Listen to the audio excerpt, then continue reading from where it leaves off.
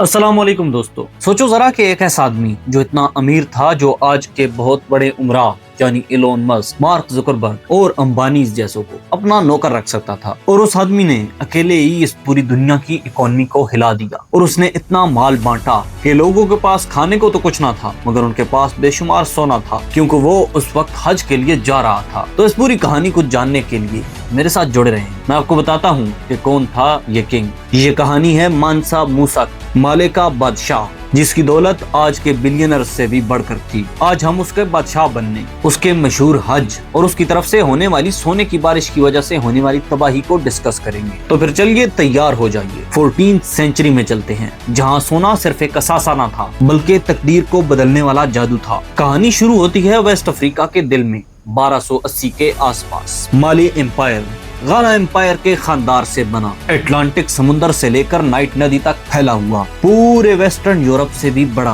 और सोना और नमक इसकी जान थे। इसके इलाकों बम्बूक और बूरे से सोना निकलता और सहारा से नमक आता। और फिर एंट्री होती है मूसा की, केते खानदान का एक शहजादा। उसके पहले का शहजादा था उसका भाई अबू बकरी दोम मानसा, लेकिन अबू बकरी के ख्वाब बहुत बड़े थे। वो चाहता था कि वो अटलांटिक के पार की दुनिया को देखे, और फिर इसी ख्वाब को हकीकत करने के लिए उसने 1311 में 2000 जहाजों पर मुश्तमिल एक लश्कर को तैयार किया, जो कि खाने पीने के सामान और सोने से भरा हुआ था। और अफसानाकार लिखते हैं कि उस सफर पर जाने के बाद वो कभी भी वापस नहीं आया। और जब वो वापस ना आया तो 1312 में मूसा मानसा तख्त पर बैठा और वहाँ का मानसा बन गया, यानी कि किंग। मूसा उस वक्त सिर्फ 25 साल का था, और उसके हिस्से में आई 400 शहरों पर मुश्तमिल एक एम्पायर, 1 लाख फौजियों पर मुश्तमिल एक बहुत बड़ी मिलिट्री फौज। और हर साल उसका एम्पायर इतना सोना जनरेट करता कि वो पूरे यूरोप से भी ज्यादा होता। लेकिन मूसा को आराम करना पसंद न था। जैसा कि आप जानते हैं कि वो एक मुसलमान था, और मालिक को वो मुसलमानों के लिए एक हीरा बनाना चाहता था, ताकि इस्लामिक दुनिया में मालिक को हमेशा के लिए याद रखा जाए। 1324 में मानसा मूसा ने हज का ऐलान किया, और उसने अपना सफर शुरू किया मक्का की तरफ। लेकिन ये कोई सादा सफर ना था, ये था 60,000 लोगों पर मुश्तमिल एक बहुत बड़ा काफिला। उसने अपने 12,000 गुलामों को रेशम के लिबास पहनाए, और फिर हर एक के हाथ में 6 पाउंड वजनी एक सोने की लाठी दी। उसने अपने 500 सिपाहियों को सोने की तीर कमाने दी। फौज, बेगमात, ताजिर और उलमा सबको जवाहरात में तोला जा चुका था। और फिर उसने भरा हजारों ऊंटों पर 24 टन सोना। और उसके बाद ये हज का सफर शुरू किया गया। नैने, माले का एक शहर, वहाँ से निकलकर उसने सहारा पार किया, और उसे पार करने में 1 साल से ज्यादा लगा। उसके बाद वो कायरो पहुंचा,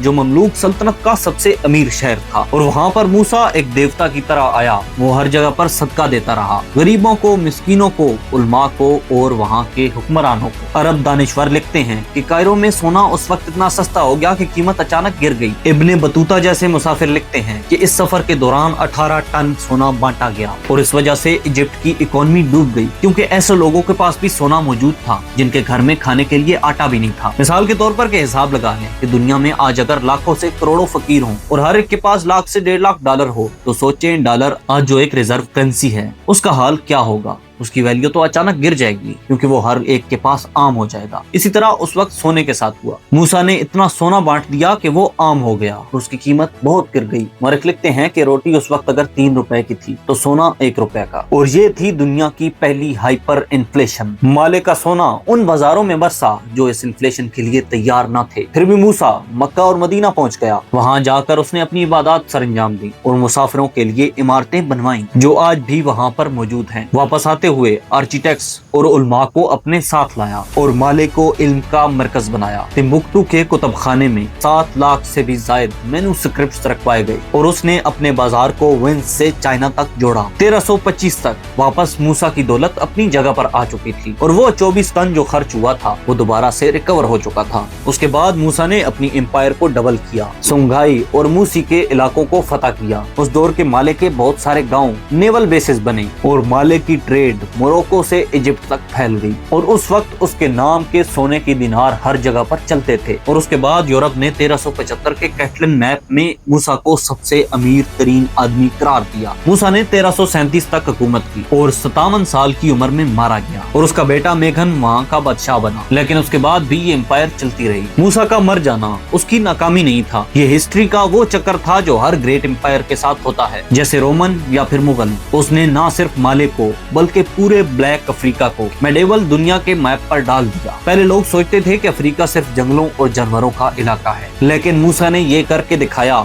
कि यहाँ पर यूनिवर्सिटीज, मदारिस, मस्जिदें और ऐसे तरबियत गाहें बनाई जा सकती हैं जो यूरोप को भी शर्मिंदा कर सकती हैं। आज भी टिम्बुक्टू की डिजिनगुएबर्ग और सनकुरी मस्जिदें खड़ी हैं और ये इमारतें हजारों साल बाद भी मुसाफिरों को हैरान कर देती हैं। माहिर माशियात आज मूसा को दुनिया का सबसे पहला कमोडिटी बूम का किंग मानते हैं। जैसे आज ऑयल या बिटकॉइन क्रैश करता है अगर उसकी सप्लाई बढ़ जाए, मूसा के 24 टन सोने ने भी कायरो में वही काम किया। हार्वर्ड के प्रोफेसर कहते हैं कि अगर उसकी दौलत का अंदाजा लगाना हो और आज की इन्फ्लेशन को काउंट किया जाए तो उसकी दौलत तकरीबन $400 बिलियन प्लस से लेकर ट्रिलियंस तक जा पहुंचती है, क्योंकि उसने हर साल अपनी एम्पायर से नया सोना जनरेट किया। सोचो आज अगर वो जिंदा होता तो बड़ी बड़ी कंपनीज जैसे सऊदी अरेमको या एप्पल को वो तो चुटकी में खरीद लेता। अगर वैसा मूसा आज आ जाए तो बिटकॉइन की मार्केट को क्रैश करवा सकता है। ऐसे मजीद फन फैक्ट्स जानने के लिए चैनल के साथ जुड़े रहें और अगर आपको आज की वीडियो पसंद आई हो तो चैनल को लाजमन सब्सक्राइब करें और वीडियो को लाइक करना ना भूलें। इसी के साथ मैं आपका होस्ट असनात नवाज आपसे इजाजत चाहूंगा। वस्सलाम। पाकिस्तान जिंदाबाद, पाकिस्तान पाइंदाबाद।